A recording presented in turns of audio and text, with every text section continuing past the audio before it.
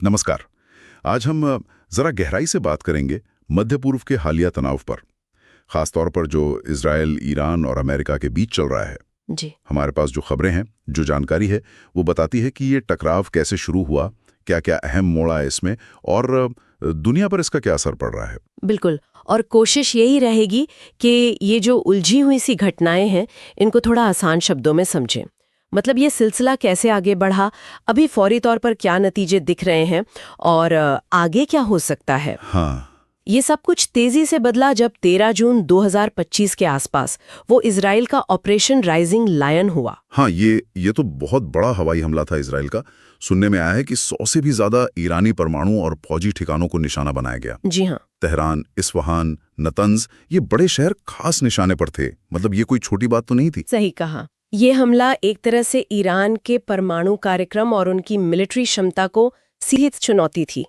और ईरान का जवाब भी वो काफी तेज और बड़े स्केल पर आया। उन्होंने 450 से ज्यादा बैलिस्टिक मिसाइलें और 1000 से ज्यादा ड्रोन दागे। 1000 से ज्यादा ड्रोन, इतनी बड़ी संख्या। क्या इजराइल इसे रोक पाया? देखो, इजराइल का एयर डिफेंस सिस्टम, वो जो आयरन डोम और दूसरे सिस्टम्स का नेटवर्क है, उसने ज्यादातर मिसाइलों और ड्रोन्स को तो हवा में ही रोक दिया। अच्छा।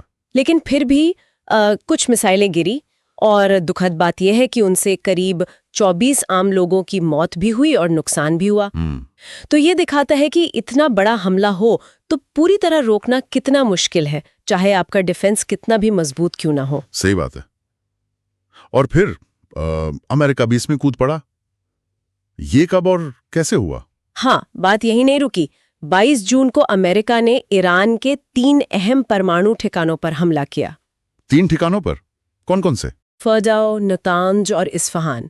और खास बात ये थी कि इसमें बंकर बस्टर बॉम्ब इस्तेमाल किए गए। बंकर बस्टर बॉम्ब, ये क्या होते हैं और इनका इस्तेमाल यहाँ क्यों खास है? ये खास तरह के बॉम्ब होते हैं जो जमीन में बहुत नीचे जाके मजबूत बंकर या जो अंडरग्राउंड ठिकाने होते हैं ना, उनको तबाह कर सकते हैं। अच्छा। फोडाओ जैसी जगहें तो पहाड़ों के नीचे बनी हैं।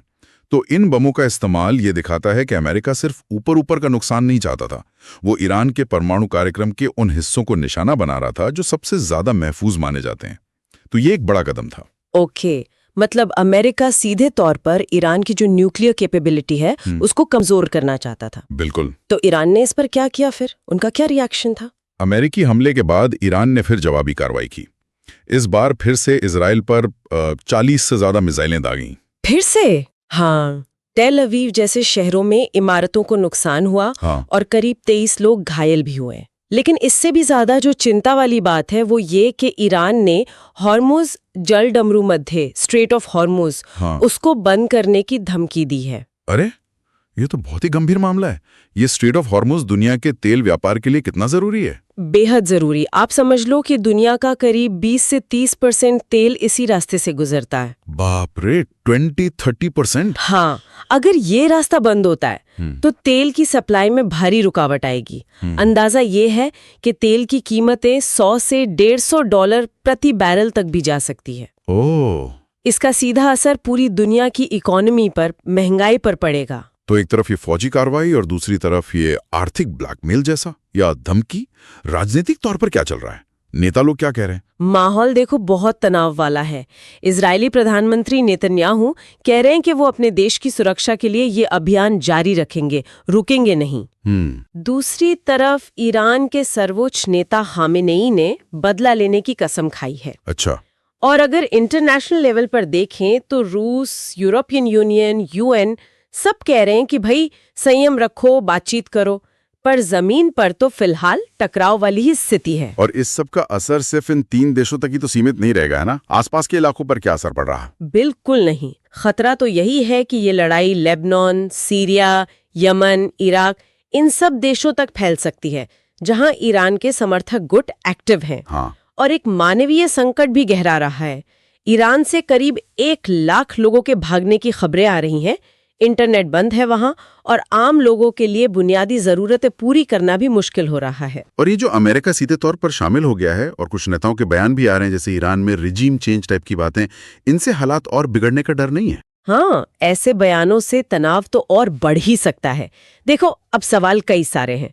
क्या ये फौजी हमले ईरान के परमाणु कार्यक्रम को सच में रोक पाएंगे या धीमा कर पाएंगे, या फिर ये ईरान को और ज्यादा अड़ियल बना देंगे? क्या ईरान डिप्लोमेसी की तरफ लौटेगा, शायद रूस या यूरोप बीच में पड़े, या फिर वो हिजबुल्ला और हूती जैसे जो गुट हैं वो खुलकर इस लड़ाई में कूद पड़ेंगे? ये सब अब आगे देखना होगा। तो अगर हम आज की तारीख में देखें 23 जून 2025, तो ये मामला अब कोई छोटा मोटा क्षेत्रीय झगड़ा नहीं रहा।